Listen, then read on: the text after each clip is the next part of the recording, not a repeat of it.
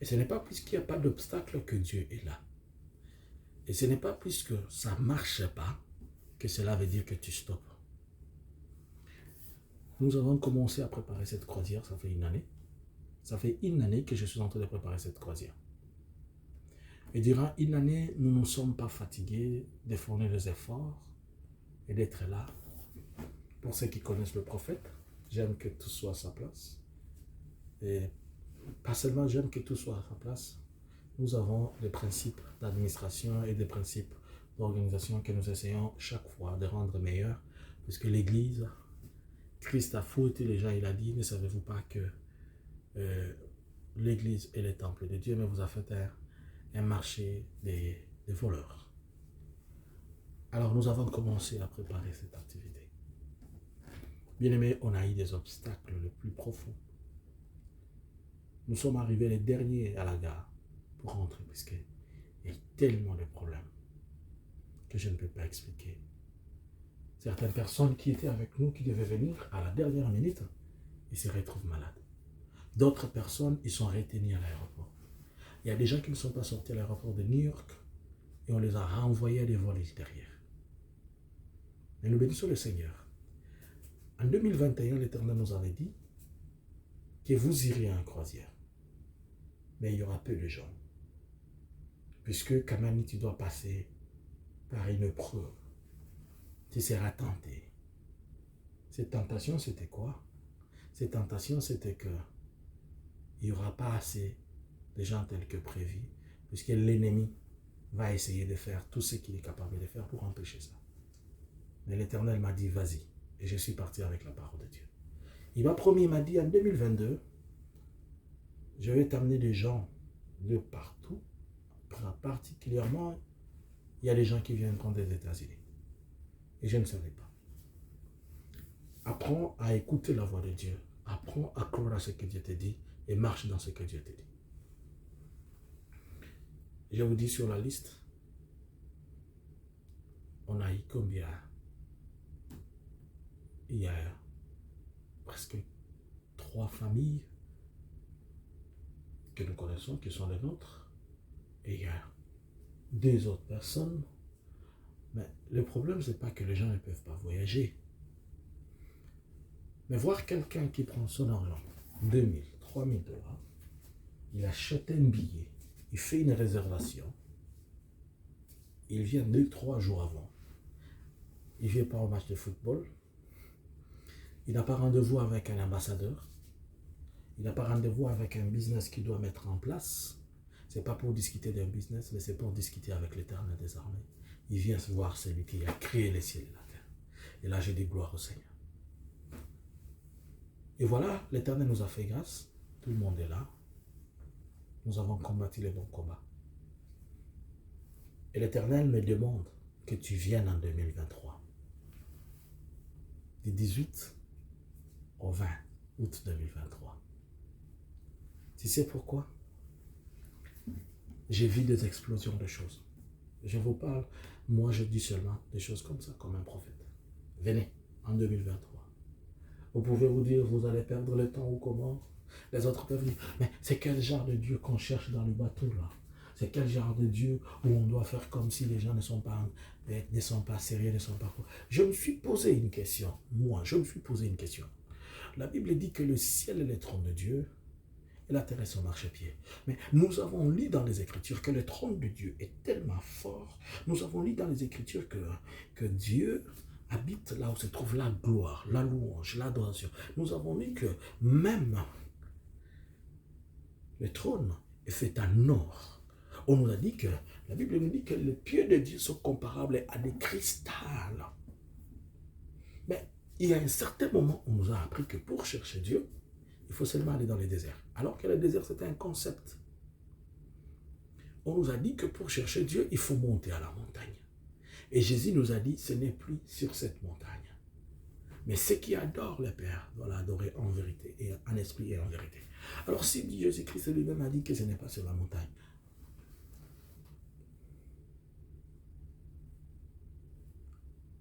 pourquoi seulement Dieu, on doit le trouver sur la montagne? Vous allez voir des gens qui vont prier, nous allons tous prier. Nous prions dans des endroits qui ne reflètent pas la gloire de notre Dieu. Et les païens qui n'ont pas Dieu, quand ils sont en train de se retrouver dans des histoires qui les embrouillent, ils reflètent le Dieu qu'ils sont en train de prier, qui est le leur, le petit Dieu. Mais nous qui avons un grand Dieu, nous les minimisons. Pourquoi chercher Dieu? Pourquoi quand on doit aller chercher Dieu, il faut être en pyjama? Il faut avoir des habits sales, un habit, il faut toujours être non parfumé. Il faut toujours être non présentable. Je me pose la question si tu allais voir juste un ambassadeur dans la même tenue que tu montes avec au Mangengengue ou ailleurs, pourra-t-il te recevoir même? Il y a un code vestimentaire même pour approcher le roi. Le code vestimentaire, ce n'est pas ta veste. C'est l'accoutrement qui représente l'identité de ce que tu es. Tu viens chercher Dieu avec ton petit menu de 1 pas. Est-ce que tu peux entrer avec cet habit à l'ambassade? Tu viens chercher Dieu, tu viens chercher un ambassadeur, tu es habillé n'importe comment. Comme un musicien, avec quoi? Il te regarde lui-même, pose la question. Celui-ci, il est venu me chercher ou bien il est venu dans un concert?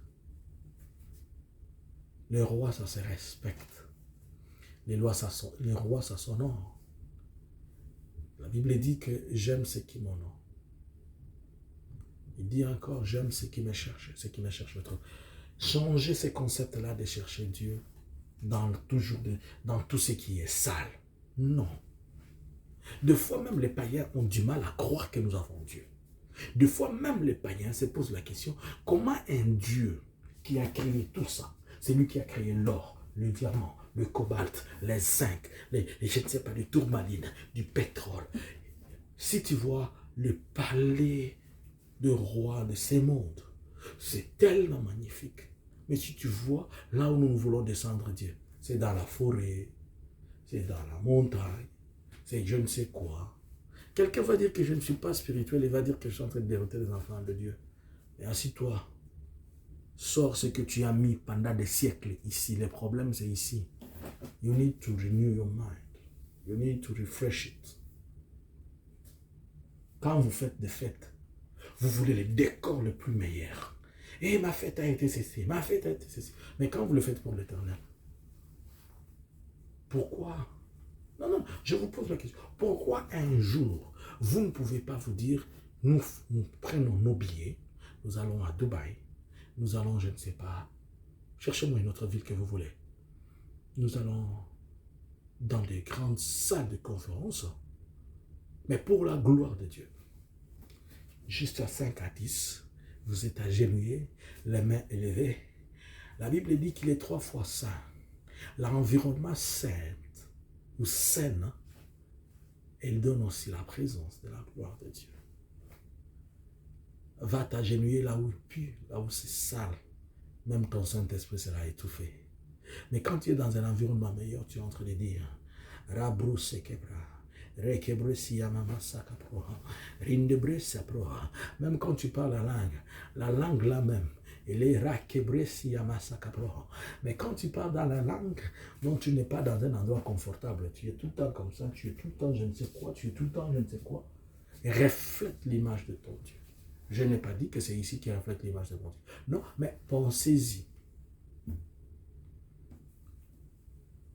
Reflétez l'image de Dieu. Changez le concept qu'on vous a donné. Ce n'est pas seulement... Et puis Dieu, ce n'est pas un Dieu d'habitude. Pourquoi tu vas sur le même lieu chaque jour? Lui-même, Dieu a dit qu'il n'habiterait plus dans l'œuvre faite par les mains des hommes. Mais pourquoi tu vas toujours dans les mêmes lieux que vous avez fait? Et les lieux que vous avez fait là, peut-être toi, tu penses qu'il y a Dieu dedans. Mais attends, la Bible dit malheur aux habitants de la terre puisque le diable est descendu avec colère sur vous. Et cette colère ne manifeste pas seulement que dans ce qu'ils ont créé, les humains, mais même là où vous pensez qu'il y a la sainteté là, puisque dans vos églises là, combien de sorciers sont dedans? Combien de sorciers sont dedans? Maintenant, là où vous allez dans votre montagne, dans votre forêt là, qu'on aille chercher un marabout, un féticheur, on trouve sa maison avec des rideaux, des petits rideaux comme ça, c'est trouvé là-bas, c'est trouvé derrière la forêt. Que l'on vient dans l'église, c'est les rideaux, c'est trouvé, les rideaux c'est comment? Une église où Tout le monde est là. C'est quoi? Mais vous n'êtes pas gentil quand même, hein? Que Dieu te bénisse. Je voulais te dire que Dieu t'aime. Et que tout ce que tu vas croiser comme obstacle dans ce que tu fais pour l'Éternel, ce n'est pas puisque Dieu ne t'aime pas, mais puisque l'amour de Dieu est infini dans ta vie. L'amour infini de Dieu poussera toujours des choses de se manifester de la manière dont tu ne sais pas. L'Éternel est mon berger, je ne manquerai de rien. Me fait reposer dans les verts pâtirages, je me conduis près des eaux paisibles. Il restaure mon âme. Et même quand je marche dans la vallée de l'ombre de la mort, sa houlette et son bâton me rassurent. Oui, je ne craindrai pas le mal, moi. Non, non, non, non, non. Je ne le craindrai pas, puisque sa houlette et son bâton me rassurent. Il loin d'huile ma tête et la coupe déborde. Et loin d'huile sa grâce et ma coupe déborde. Il loin d'huile sa puissance et ma coupe déborde. Dieu d'Abraham, Dieu d'Isaac et de Jacob. Seigneur, je suis devant toi et je suis en train de prier pour ton peuple. Que tout celui qui a réussi ces messages avec action de grâce, que la puissance et la grandeur de ton Saint-Nom puissent se manifester dans leur vie.